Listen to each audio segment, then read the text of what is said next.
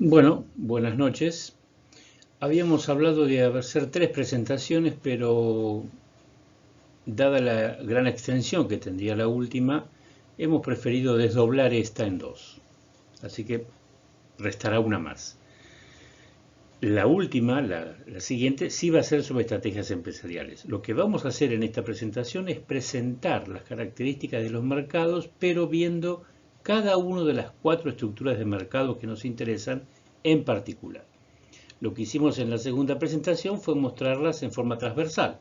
Ahora vamos a verlas desde el punto de vista de cada una de las estructuras que nos interesan. Entonces, después de repasar el concepto de mercado, estos otros, el punto 2 y 3 ya los hemos visto, vamos a entonces hablar de los mercados, de los cuatro tipos de mercados, aludidos a los objetivos específicos, desde el punto de vista que hemos señalado.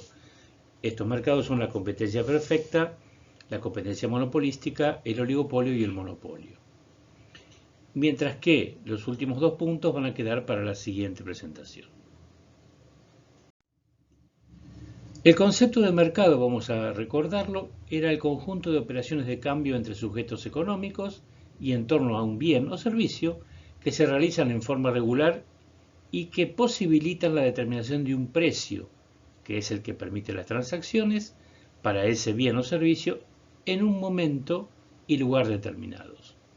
Establecimos que las operaciones eran compras y ventas, los agentes económicos eran los oferentes y demandantes, y que esta definición, que era pre-internet, tenía o hacía referencia, mejor dicho, a una instancia temporal y a una instancia geográfica del mercado. La estructura de mercado que se toma siempre como modélica y como preferida en todos los estudios es lo que se llama la competencia perfecta. Vamos a ver cuáles son las características fundamentales de este tipo de mercado, que es difícil de encontrar en la realidad. En principio, es atomizado tanto del lado de la oferta como del lado de la demanda. Esto significa que hay un gran número de agentes económicos, grandes y pequeños. En particular, desde el lado de la oferta, esta gran cantidad y el tamaño pequeño de los mismos implica que no hay ningún tipo de relación de interdependencia entre agentes económicos. Dado que son tan pequeños, ninguno de los agentes que intervienen en el mercado de cualquiera de los lados de la demanda o de la oferta tiene poder de mercado alguno. Una de las características que usamos para tipificar los mercados. Por lo tanto, todos los agentes económicos, pero en particular los oferentes, son tomadores de precios, es decir, precio aceptantes. Tienen que aceptar el precio que el mercado impone y vender a ese mismo. No tienen ningún margen para fijar un precio diferente. Esto asegura, el conjunto de los elementos vistos hasta acá, asegura lo que se llama la competencia impersonal. Nadie tiene preferencias por vender a cierto individuo, ni nadie tiene preferencias por comprar en cierto local, porque todos compran y venden la misma cosa. No hay ningún tipo de obstáculos o impedimentos a que las empresas entren o salgan del mercado. El producto es homogéneo. Hay transparencia en la información para tomar decisiones. No hay posibilidades de acuerdo entre los oferentes, dado el gran número de ellos. No es necesaria la intervención pública. La teoría dice que un mercado que tiene estas características asegura que el nivel de producción sea el máximo posible, lo cual interesa a los consumidores, y que el precio de venta sea el mínimo posible, siendo la competencia el elemento que favorece esa condición. Y por último, los oferentes no necesitan hacer publicidad dado que el bien es homogéneo. En el otro extremo tenemos el monopolio. Monopolio quiere decir un solo vendedor. Es justamente un mercado concentrado del lado de la oferta. Hay un único oferente que abastece a todo el mercado. Por lo tanto, la curva de demanda de la empresa y la curva de demanda del mercado se confunden. Mientras que del lado de la demanda hay un gran número. Es atomizado. Este es un mercado donde, grado a grado de concentración, el vendedor tiene el máximo poder de mercado posible. Claramente es un fijador de precios. Solo el Estado puede ponerle algún tipo de restricción. Obviamente no hay competencia ni rivalidad. Hay barreras a la entrada de otros empresarios que pudieran competir con el monopolista, y estas barreras son de carácter legal. Hay un único producto, no hay necesidad de diferenciarlo porque es, por definición, el único vendedor de un bien que carece de sustitutos cercanos. No existe la menor transparencia en la información. Y claramente es necesaria la intervención pública para proteger a los consumidores. La intervención puede ir desde mínimas regulaciones hasta el caso extremo de la nacionalización del monopolio.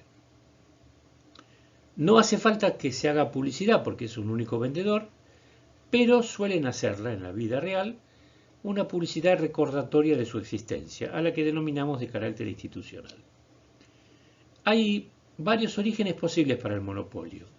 El control en forma exclusiva de cierto recurso natural. El ejemplo típico es la bauxita en Estados Unidos durante gran parte del siglo XIX y la primera mitad del XX, que le permitía a la minera que lo controlaba controlar el precio del aluminio que se basa en la bauxita. Las patentes, que establecen un monopolio transitorio durante cierta cantidad de años. El llamado monopolio legal, donde el Estado le concede un canon, beneficio, concesión o como quieran llamarlo a cierta empresa durante una cantidad X de años. Y el llamado monopolio natural, donde por razones de naturaleza tecnológica y de costos es socialmente preferible que haya una gran y única empresa a que haya muchas y pequeñas. Normalmente en la base de un monopolio legal existe previamente un monopolio natural. En la literatura y en la bibliografía podrán encontrar ejemplos de lo dicho. Oligopolio. Oligopolio significa menos vendedores y se supone que la palabra fue acuñada por Tomás Moro en su libro Utopía de 1516. Hay pocos productores u oferentes. Es un mercado concentrado del lado de la oferta. Por ser pocos y obviamente grandes, hay una gran relación de interdependencia entre los productores. Esto es, las acciones de uno afectan o inciden sobre los otros, y por lo tanto esos otros no pueden permanecer indiferentes a lo que aquellos hacen. Por el lado de la demanda, es un mercado atomizado.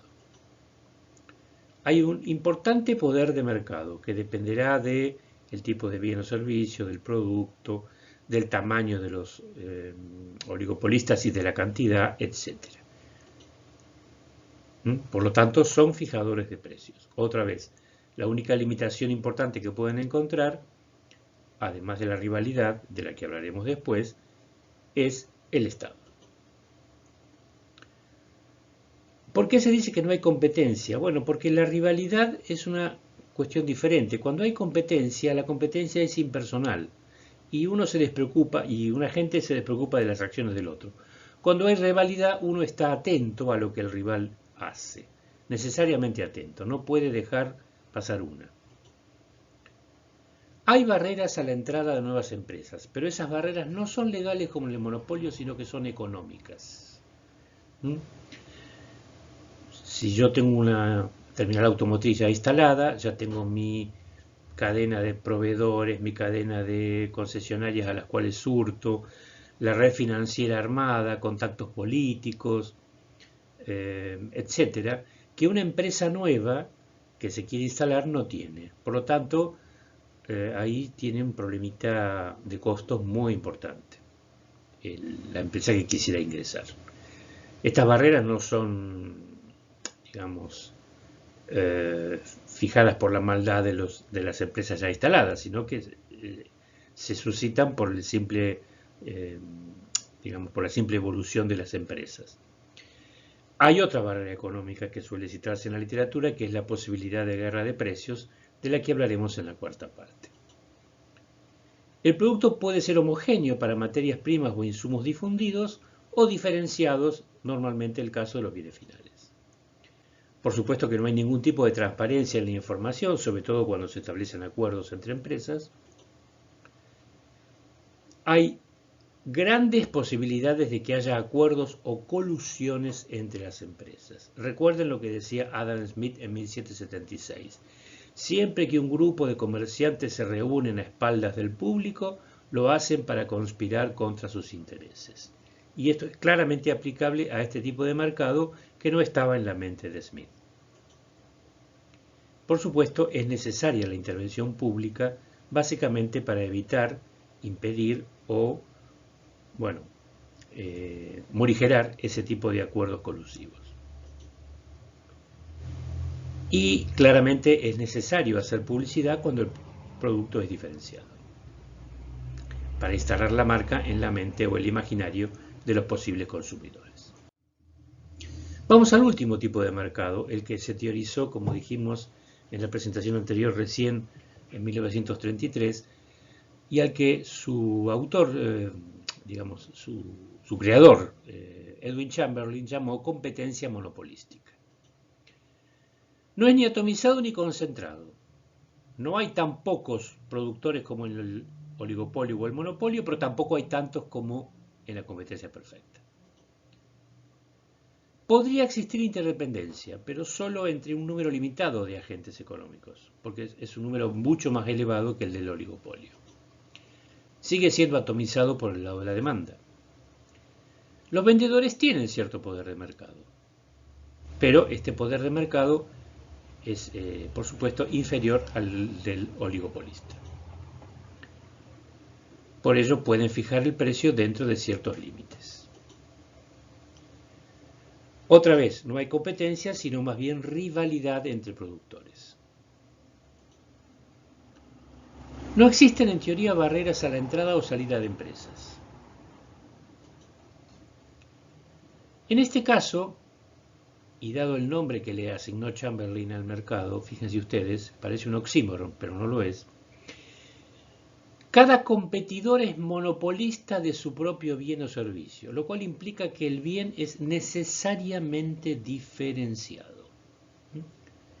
Y justamente esa es la base teórica de este mercado en la visión de Chamberlain. No hay transparencia en la información, nuevamente. Nadie pretende o a nadie le gustaría que lo que hace diferente a su bien o servicio sea conocido por los demás. En Argentina llamamos a eso avivar giles. Hay posibilidades de acuerdo, pero solo entre los oferentes más cercanos geográficamente o por el tipo de producto que se ofrece, no entre todos, como en el caso del oligopolio. No es necesaria la intervención pública, es lo que dice la teoría, y por supuesto que necesitan imperiosamente hacer publicidad para establecer la marca en el imaginario de los posibles consumidores. De hecho, una parte importante del costo de venta de estos artículos o servicios está en la publicidad. Bueno, llegamos a las preguntas de control que por ahora siguen siendo las mismas que habíamos visto en la presentación anterior. Enunciación y explicación del concepto de mercado, explicación de las pautas clasificatorias, clasificación de las estructuras de mercado, dando al menos 5 características relevantes para cada una de ellas. Y esta pregunta que ahora estaríamos en mejores condiciones para responderla que después de haber visto la presentación anterior. La habíamos dejado entre paréntesis. La bibliografía sigue siendo la misma, muy recomendable Vargas Sánchez y Fisher y Dorbush, y esperemos nuevamente que esto haya sido de su atención particular y que los impulse a ver el próximo y ahora sí la última presentación sobre el tema que nos ocupa. Muchas gracias por su atención.